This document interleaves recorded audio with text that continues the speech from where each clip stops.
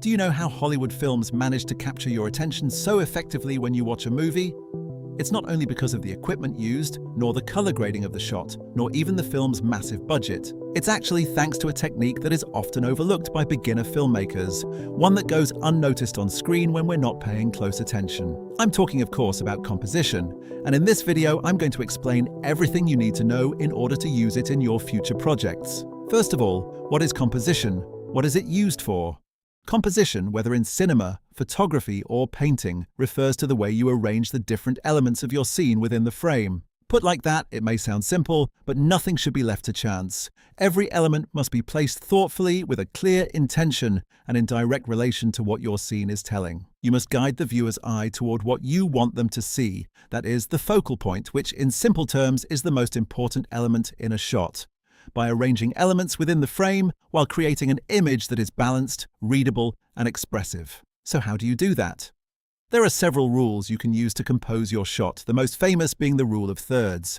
Here's how it works. Within your frame, you draw 2 vertical lines and, in addition, 2 horizontal lines that intersect them. Note that it is important for the spacing between these intersections to be roughly equal. This grid creates 4 intersection points, and it is in these areas of your frame that you should place your subjects or your focal point. Why? Because these are the zones where the viewer's eye is naturally drawn.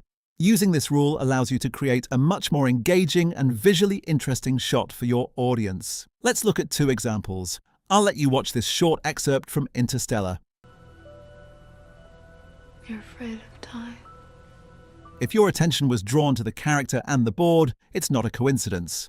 In this shot, the rule is being used. The character is observing calculations written on a board, so we have 2 main elements in this frame, the board and the character. If we overlay the grid, you can notice that both subjects are, almost by coincidence, placed very close to the intersection points. The director thus naturally guides our attention toward these key elements. Here is another example. In this shot from Super Mario Bros., your eyes are immediately drawn to 2 elements, the castle and our 2 characters. Once again, the rule of thirds is used to structure the image.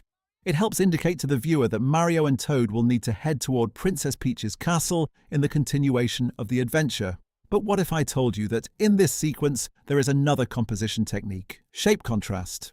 Still in the same excerpt, you can observe 2 dominant shapes within the frame, the circle and the square. This is not a coincidence either, it is clearly a deliberate choice by the director. The majority of the environment, hills, mushrooms, is made up of rounded shapes. In contrast, the castle features a more rectangular structure. This contrast naturally draws the eye toward the castle. To reinforce this effect, it is also placed higher in the frame and highlighted by visual elements such as the rainbow.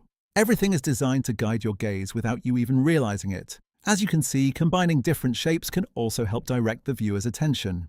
So far we've covered the rule of thirds. Now let's move on to the golden triangle technique, which follows the same principle but with a different structure.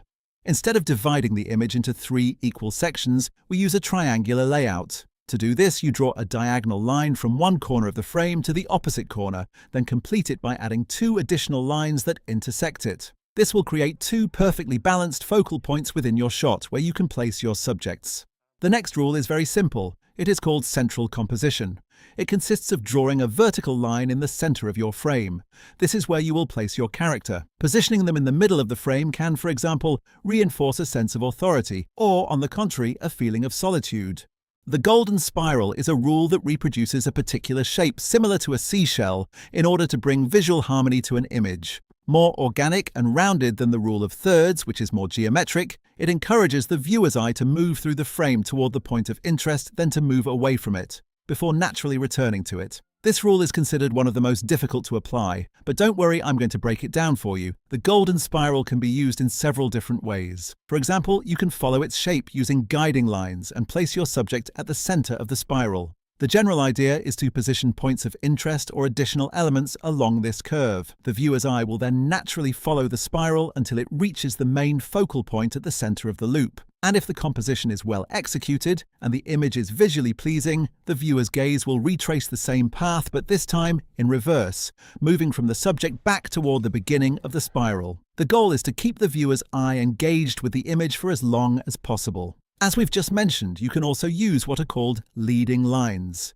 These rely on the natural lines present in your environment to guide the viewer's eye toward your main subject. This can be staircases, roads, hallways, buildings, and so on. It is very often used to show where a character is heading.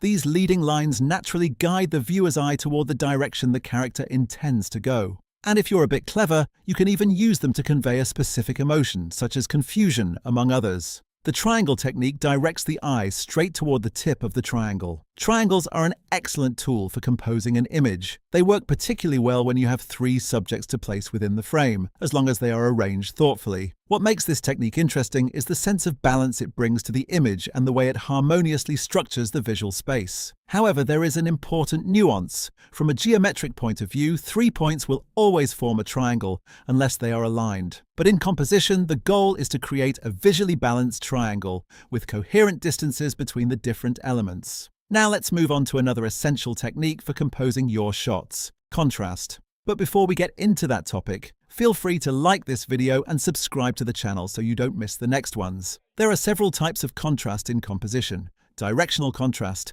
color contrast, shape contrast, and blur/sharpness contrast. Color contrast works by drawing the viewer's eye to the subject through the use of different colors. Here's a simple example.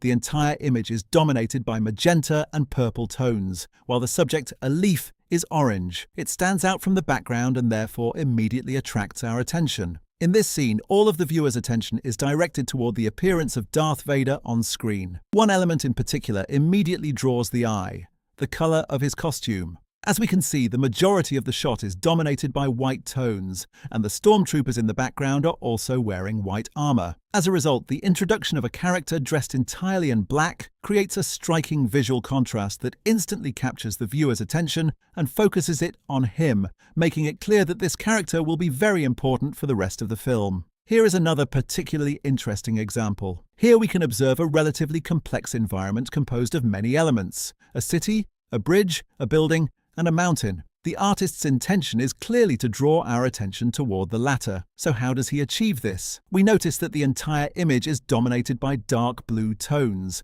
with a few touches of orange that create contrast against these hues. However, one element clearly stands out: a much brighter turquoise blue that immediately captures attention. This color contrast, more intense and luminous, is clearly intentional and guides the viewer's eye directly toward the mountain. So, as you can see, color contrast consists of opposing different tones in order to effectively direct the viewer's attention toward a specific element of the frame. Now, blur contrast is quite simple. It consists of blurring what you don't want the viewer to focus on in the shot, in order to highlight a character or a specific element. It's fairly easy to achieve in practice. You simply need to work with depth of field. Shape contrast is something we already briefly touched on at the beginning of the video with the Mario example. This technique consists of placing elements within the environment that have different shapes from your main subject, in order to make it stand out more clearly. Directional contrast. In this example, you can see most diagonal lines follow the same direction, except for one element located in the background or in the center of the frame, which moves in the opposite direction. This opposing diagonal, placed right in front of the character, naturally draws the viewer's attention and helps guide their gaze toward the main subject. Now that you are familiar with all of these rules, the next step is to understand how to apply them in your own work. But before I explain that, I want to make one thing very clear.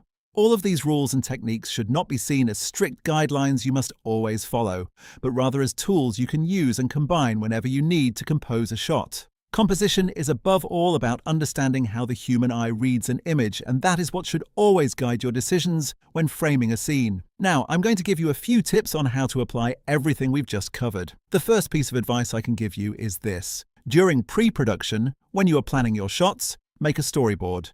It may seem simple, but it is extremely effective. You don't need to be a skilled artist. The goal is simply to sketch out your ideas for each shot.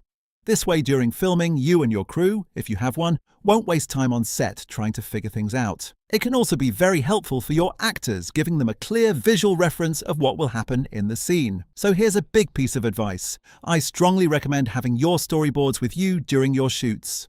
And while sketching your shots is great, it is also very important to visit the location where you plan to film. This will allow you to determine whether the shots you have in mind are actually feasible. After that, I would also recommend creating what is called a shot breakdown for your project. So what does a shot breakdown involve? Here you will actually create a table in which you specify various elements that will be extremely useful on the day of the shoot, helping you avoid mistakes or oversights. In this table, you will include 7 columns, each providing key information about your shots and sequences, such as the shot number, a brief description of the shot size, wide shot, medium shot, etc., camera movement, focal length, additional notes about the shot, and finally, the estimated duration of the shot. In the column for the shot number, I also recommend specifying the name of the location where you will be filming, whether the scene takes place indoors or outdoors, and the time of day or night, in which the shot occurs.